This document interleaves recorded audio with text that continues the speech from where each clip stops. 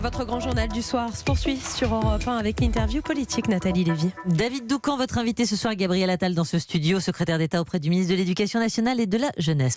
Bonsoir Gabriel Attal. Bonsoir.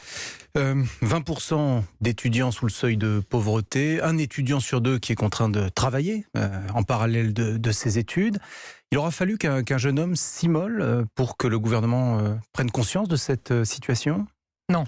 Et d'abord, moi je veux avoir une pensée pour ce jeune homme qui est encore, au moment où on se parle, entre la vie et la mort. Une pensée pour lui, pour ses proches, pour la communauté universitaire, les étudiants à Lyon. Frédérique Vidal était à Lyon dès samedi matin pour échanger avec eux. Ministre de l'Enseignement supérieur et de la Recherche. Et je vous disais non, parce que ça fait 2 ans qu'on avance sur ce sujet-là. Évidemment, il y a une précarité étudiante dans notre pays. Les gouvernements qui se sont succédés ont tous cherché à y répondre, ont pris des mesures. Nous, depuis 2 ans, on a pris des mesures très fortes. Je pense notamment à la suppression de la cotisation sécurité sociale que tous les étudiants devaient payer 217 € au début de chaque année. On l'a supprimé depuis 2018. C'était très attendu par beaucoup d'étudiants et beaucoup de familles. On l'a fait. Je pense à la revalorisation des bourses de 46 millions d'euros qui a été annoncée il y a 2 mois, encore une fois, par ma collègue Frédérique Vidal. Je pense aux mesures qui sont prises pour le logement. Le président de la République s'est engagé dans la campagne à un plan de construction de 60 000 nouveaux logements étudiants. Mais ces mesures, elles sont là. Mais tout cela est insuffisant.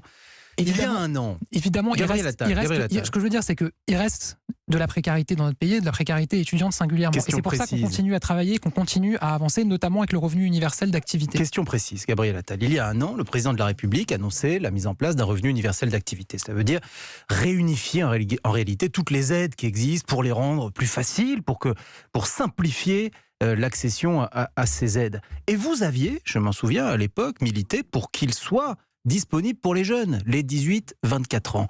Ça, c'était il y a un an. Et depuis, nous n'avons plus de nouvelles. Où en est ce chantier du revenu universel d'activité ? Et en deuxième point, est-ce que les jeunes pourraient y en avoir accès ? Alors, il y a des nouvelles, il y a beaucoup de nouvelles, et je suis heureux de pouvoir répondre à cette question pour vous en donner. C'est une transformation majeure. Il ne s'agit pas simplement de réunifier les aides, c'est de repenser complètement la manière dont on accompagne les Français, et notamment ceux qui sont dans la précarité. Et effectivement, le choix qui a été fait, c'est de mettre en place un collège dédié à la question des jeunes dans le revenu universel d'activité.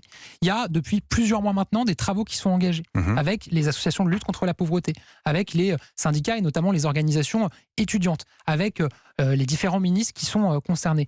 On avance, on vient de communiquer, de faire un point d'étape sur les travaux, de passer dans un deuxième volet du travail, puisque maintenant on travaille sur des cas types, des cas types de Français et notamment des jeunes pour voir l'application. Qu'est-ce que c'est long ? Mais quand est-ce que nos concitoyens pourront y avoir accès ? Et surtout les jeunes. Est-ce que vous garantissez que les jeunes pourront y avoir droit ? Je vais vous dire, on ne repense pas notre modèle d'accompagnement social comme ça dans un claquement de doigts. Ça fait déjà un an que l'annonce. Vous parlez avec les organisations, ils vous le disent. Mais ça a beaucoup avancé depuis un an. Et ce que je peux vous dire, c'est que d'ici à la fin de l'année, décembre ou janvier, il y aura des annonces sur le revenu universel d'activité dans le calendrier qui a été celui de notre engagement. Calendrier, décembre ou janvier. Et maintenant, sur la population concernée, les 18-24 ans, est-ce qu'ils pourront ? Est-ce que vous le garantissez ? Je vais vous dire, c'est précisément pour ça que je vois demain les organisations étudiantes pour en parler avec elles. Elles font partie de cette concertation et de ce groupe de travail. Elles font des propositions.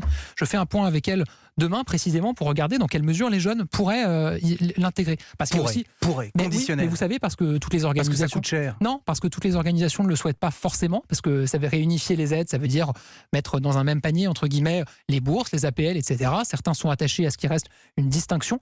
C'est pour ça que je les vois, pour regarder ce que eux souhaitent, où ils en sont dans leurs travaux.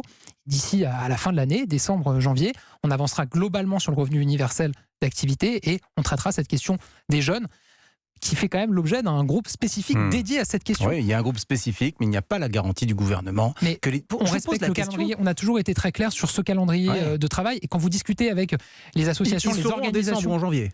En décembre ou en janvier, fixés. Bien sûr, on fera des annonces en décembre. La question est importante parce que vous disiez nous avons augmenté le montant des bourses. Oui. C'est vrai. Mais aujourd'hui, la bourse max, disons, pour un étudiant vraiment dans la difficulté, c'est un peu plus de 5 000 € sur une année. Une année, c'est évidemment insuffisant. C'est évidemment insuffisant. Et ça donne sans doute aussi des situations dramatiques telles que celle qui a conduit ce jeune homme à commettre l'irréparable.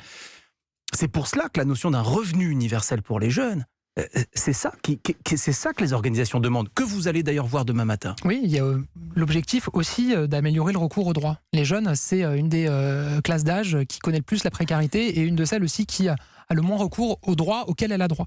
Il y a une vraie simplification à faire, ça fait partie de notre travail. Aujourd'hui, 50 dispositifs d'aide, vous avez des aides au mérite, des aides à la mobilité, des aides d'urgence. Moi, je veux communiquer aussi sur ce dispositif. Aujourd'hui, quand vous êtes étudiant, vous connaissez de grandes difficultés, et on sait que parfois, y compris quand on connaît déjà la précarité, on peut connaître une situation de rupture brutale d'un coup et on peut être encore plus dans la précarité. Il y a des aides d'urgence qui existent, qui peuvent être versées en un coup ou de manière annuelle, qui sont versées par les Crous, par les universités. Et tout ce qu'on est en train de regarder d'ailleurs sur ce qui s'est passé à Lyon, c'est pour ça qu'on a diligenté une enquête, c'est dans quelle mesure est-ce que le jeune avait connaissance de ces dispositifs, est-ce qu'il avait fait une demande à l'université, et si c'est le cas, pourquoi l'université n'y a pas répondu. On regarde cette situation. On reste à la fac, mais on change un petit peu de sujet. Vous connaissez le point commun entre le journaliste Mohamed Sifawi, la philosophe Sylviane Agacinski et l'ancien président de la République François Hollande. Ils ont tous été empêchés de tenir des conférences dans le cadre de l'université française par des militants violents. Oui. Hier, à votre place, Bruno Retailleau, président du groupe LR au Sénat, demandait solennellement au gouvernement de prendre des mesures pour garantir la liberté d'expression dans les facs. Oui, bien sûr. On est en lien très étroit avec les présidents d'université pour identifier leurs besoins, y compris leurs besoins de renforcement en sécurité, et le leur apporter. Si vous me le permettez, moi je veux quand même... De la police dans les facs, c'est ça que vous dites ? Si vous me le permettez, moi je veux quand même faire une distinction entre les sujets. Il y a aujourd'hui des étudiants qui sont très émus face à ce qui s'est passé à Lyon et qui se mobilisent. Et ils se mobilisent pour beaucoup pacifiquement, et c'est leur droit le plus total, c'est la démocratie.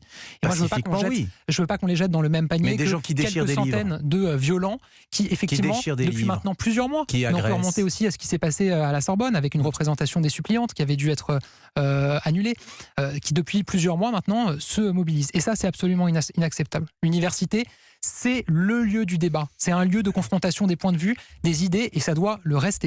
Et il faut garantir que ça le reste, et c'est pour ça qu'on avance avec les présidents d'université. Demain, Gabriel Attal, grande grève de l'hôpital. On l'attend importante, cette grève. Je lis dans la presse que les annonces d'Agnès Buzyn dans les prochains jours équivaudraient à une augmentation de 200 millions d'euros du budget de l'hôpital. Pour nos auditeurs, je précise, le budget de l'hôpital en 2019, c'est 82 milliards. Et la CGT dit, pour soigner les gens dignement dans le pays, il faut 4,5 milliards de plus.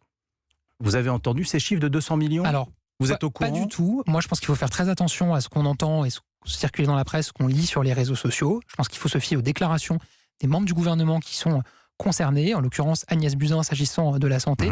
Elle s'exprimera le moment venu. Je rappelle qu'elle s'est déjà exprimée une première fois, qu'elle a annoncé un premier plan 750 millions de plus de 700 pour les millions d'euros pour la question des urgences. L'hôpital dans son ensemble. Et je pense que là-dessus, il faut évidemment se fier à la parole de la ministre qui ne s'est pour l'instant pas exprimée. On est parfaitement conscient et lucide sur les difficultés à l'hôpital, sur le malaise qu'il y a à l'hôpital. Est-ce qu'il faut ouvrir les crédits ? Est-ce qu'il faut ouvrir les crédits ? Ça sera annoncé par Agnès Buzyn. Est-ce qu'il faut, là, mettre le paquet, si vous me permettez l'expression ? Précisément, ou si il est prévu qu'Agnès Buzyn s'exprime, c'est bien parce que des annonces vont être faites et que des mesures vont être prises. Mais c'est pas à moi, secrétaire d'État à la jeunesse, de vous faire des annonces. Bien sûr, vous le savez. mais est-ce que vous pouvez exclure, vous connaissez la politique, Gabriel Attal, et la réalité de notre pays. Est-ce que vous pouvez exclure des annonces ridicules, comme 200 millions d'euros ? On a engagé un mouvement de fond de transformation de l'hôpital. Donc évidemment, les mesures, elles seront à la hauteur de notre ambition pour l'hôpital. Gabriel Attal, merci à vous d'avoir accepté mon invitation. Merci.